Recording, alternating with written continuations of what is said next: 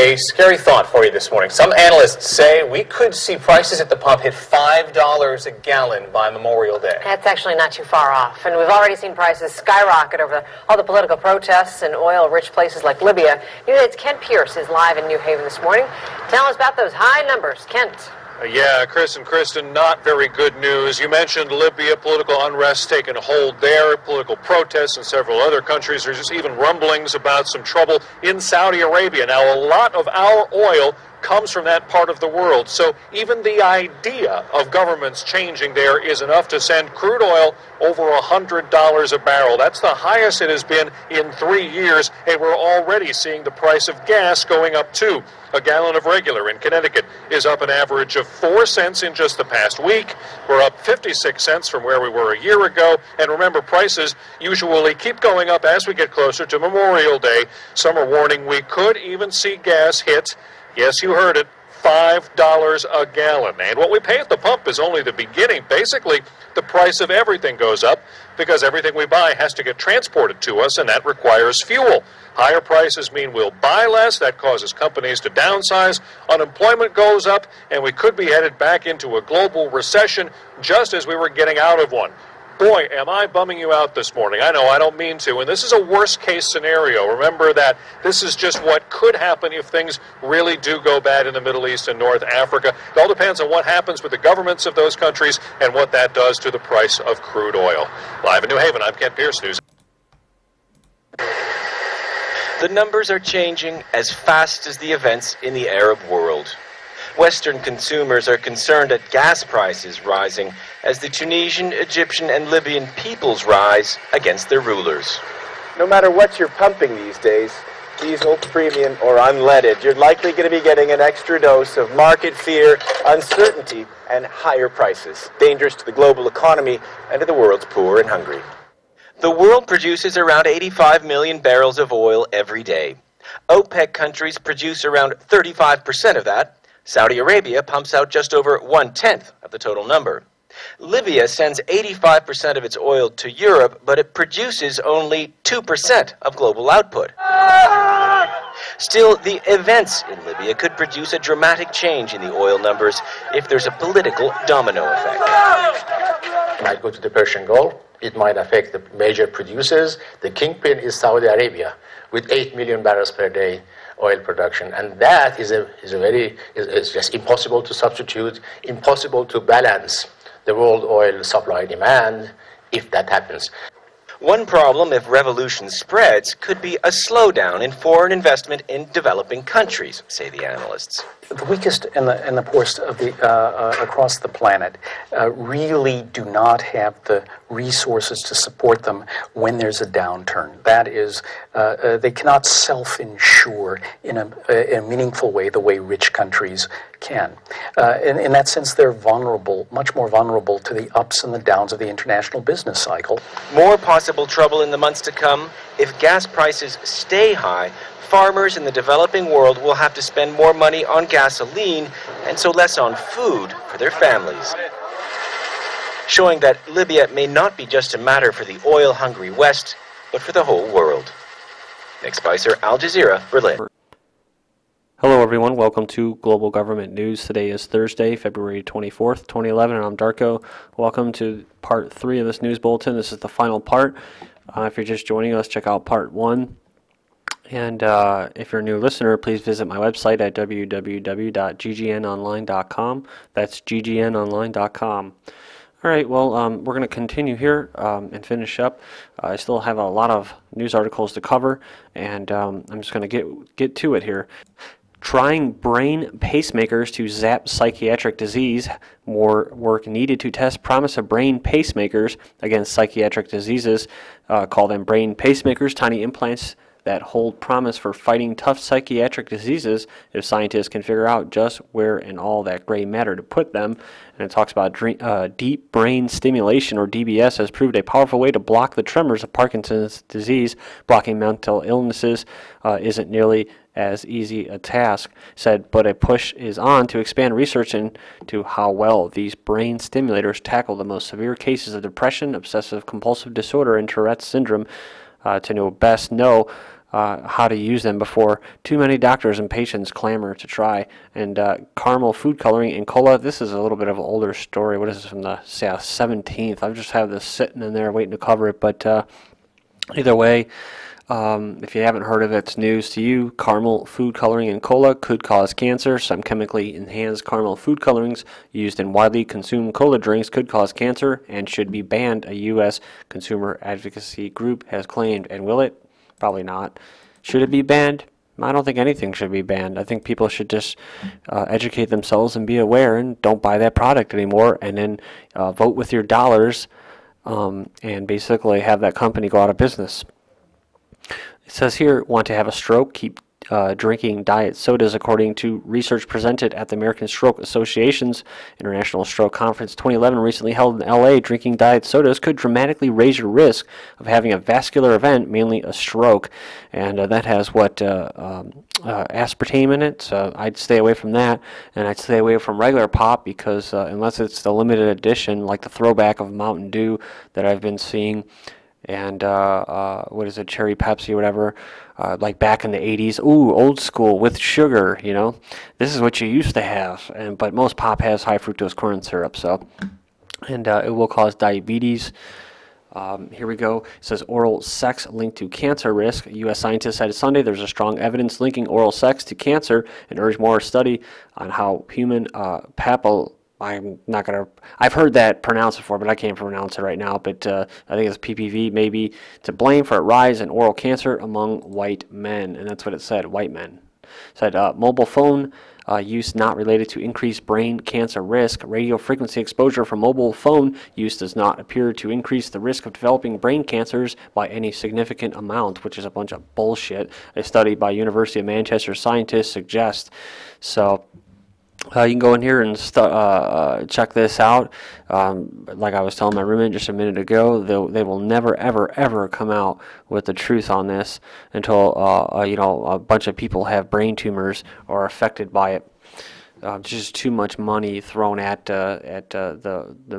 basically courts and researchers to not allow the truth to come out. But what I will tell you is that I was listening to a CBC, a Canadian radio, the Canadian Broadcasting Corporation, whatever, and they were doing a segment on Wi-Fi tower radiation. And what this individual who was there to fix the facts, right? He was kind of the establishment's guru, the talking head for them.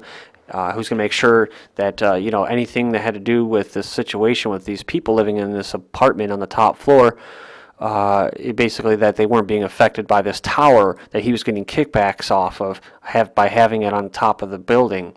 And so he had an invested interest to keep it up there, but this scientist or this representative that was being interviewed by the CBC was saying that actually you have more. It's a lot more harmful to have a cell phone on contact to your head than it is to be directly under a big Wi-Fi tower in an apartment building like that. He said you have more of a risk of getting cancer or radioactive, you know, just basically radiation, which will cause cancer eventually, with a cell phone up to your ear than the Wi-Fi towers. Now, that was disinfo. I don't believe him, but still, that's him admitting that.